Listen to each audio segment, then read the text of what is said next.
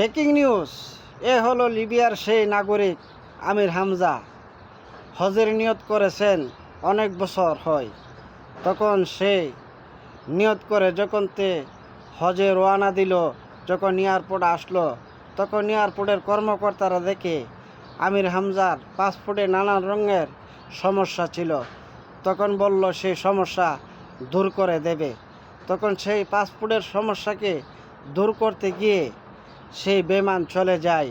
তখন এয়ারপোর্টের কর্মকর্তারা বলল, আমির হামজা সামনের বছর তুমি যাবে। তোমাকে যখন সেই বিমান নিল না, তখন আমির হামজা বলল, আলহামদুলিল্লাহ, ইনশাল্লাহ বিমান আমাকে নিতে আসবে।